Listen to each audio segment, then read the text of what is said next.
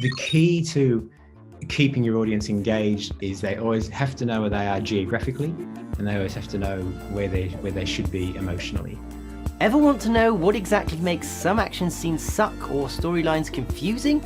Well, Lego Batman, The Great Gatsby, Predestination are just a few of the Hollywood productions edited by today's guest, Matt Villa. My name is Matt Villa, and I'm a film editor. I've been in the industry for about 25, 30 years now.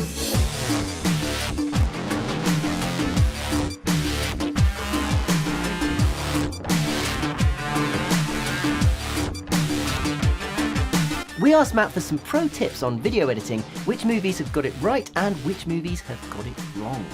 And we'll be showing you how you can instantly add flair, fire, smoke and more to your production in seconds with Action VFX. All coming up. How does your work start? Do you normally begin kind of editing before principal photography has even finished?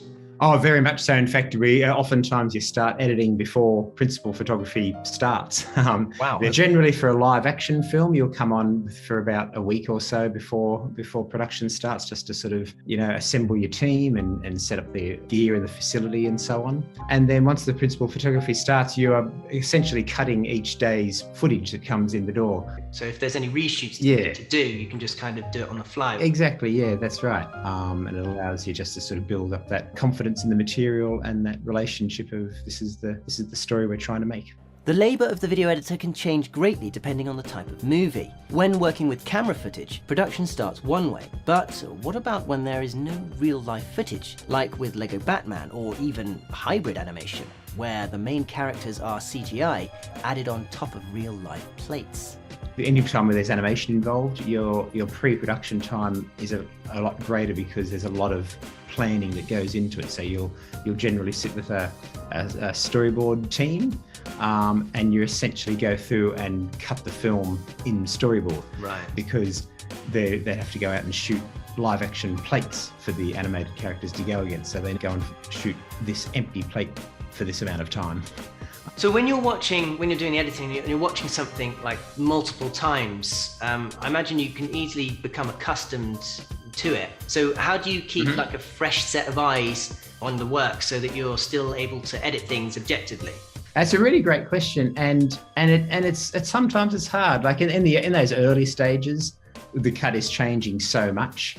Like so if you finish if the shoot finishes, for example, and you have your assembly, which as I say, it's usually pretty rough, and it's kind of a warts and all kind of screening. Right. And then from that point forward, you're just refining it. So the changes are quite considerable moving through out of that phase.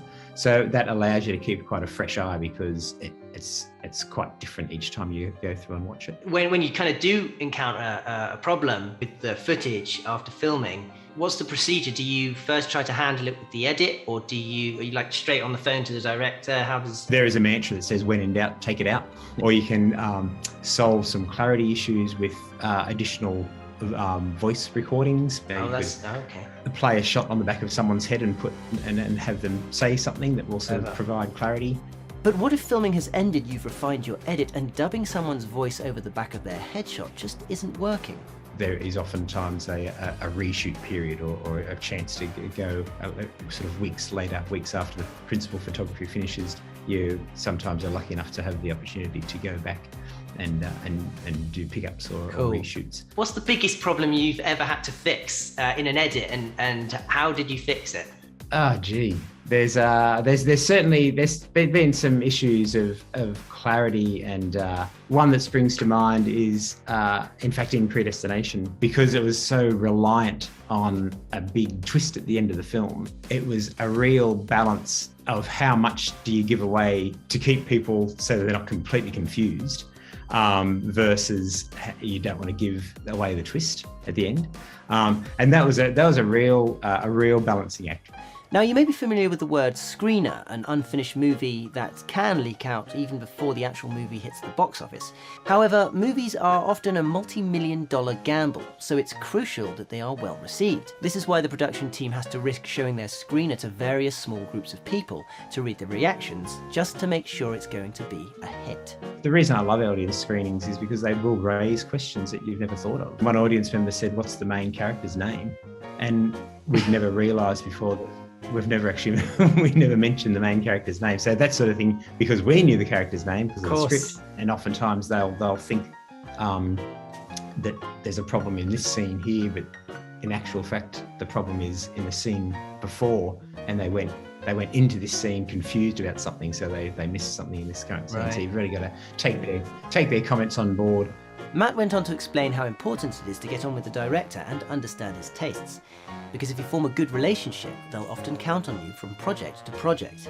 I've never ever had an adversarial relationship with the director, touch wood. You have points of debate, sometimes passionate debate, but usually you can sort of resolve things, and they might think they're right, I might think I'm right, but then you talk about it and there might be a third solution that you come up with. But, you know, at the end of the day, what they say goes. Yeah. So for people who are wanting to get into this kind of line of work, I mean, how do you go about landing a job? If you're interested in the industry, chances are you've got a friend or a group of friends that are interested in creating content. You can just sort of put that together for them. And then, of course, you're working through the ranks. You might join a film as an assistant. I started out as an assistant editor way back, and a visual effects assistant editor. And as you sort of, have a reputation grow, it's often just word of mouth, or people seek you out because of your existing body of work. I consider myself incredibly lucky each and every day that the path, led me to where I am today. I'm sure the work that you do also has, something. The awards that you win as well has a big part to play. Well, again, I consider myself very, very blessed every day that I've been able to have the career I've had. So. If you were to ask the internet what the best movie ever is, you might get a different answer to, say, Rotten Tomatoes. But what if you were to ask an award-winning video editor? One of the best edited films that I think should be on any editing syllabus are the Bourne films. They've mastered the art of knowing exactly how long you need to be on any shot and where the focus of each shot is, to tell the story in as succinct and as frenetic a way as possible. Right. There's a scene within one of the Bourne films where they're at Waterloo Station, and Jason Bourne is moving the guy through Waterloo Station. He's keeping an eye on security cameras and the sniper up in the building, and it's really quick, but you are never confused. The key to keeping your audience engaged is they always have to know where they are geographically, and they always have to know where they should be emotionally. And that's you are shepherding them through that path. Okay, this one might be a bit of a tough question as well. Not another one. Can you name a famous film that you feel has been edited badly? With all respect to all these films, but things like the Transformers movies, for example, oftentimes they're so big and loud and fast that you're confused as to where you are, and some of the fight scenes in some of those movies are quite confusing. And again, it's not the fault of anyone necessarily, particularly the editor, because they've got the material that they're working with.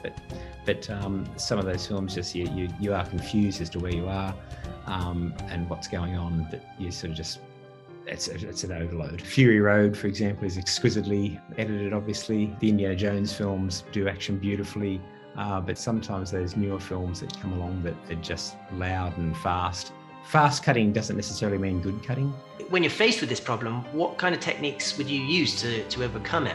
If you just bombard people with a whole lot of fast cuts and they've got no idea where they are, that's when they kind of tune out. But if you're in a frenetic part of the scene, just cut wide. It doesn't need to be for long. It's just a second, maybe even less. But just to give them a reset as to where they are and what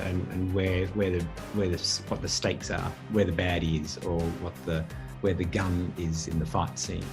And if you're an editor looking to spice up your action scenes without having to learn any special VFX programs, you need to try Action VFX drag and drop VFX with a huge range of assets. From crowds to bullet shells, you just add the pre-matted assets to your timeline and get impressive VFX in seconds. If you're interested, click the link in this video's description to try out Action VFX today. Please give us a like if you enjoyed this video. Big thanks to Matt Villa and Lumos PR, and as always you can find the links to the music used in this video in the video description, and be sure to let us know in the comments which movie VFX you'd like to see behind next.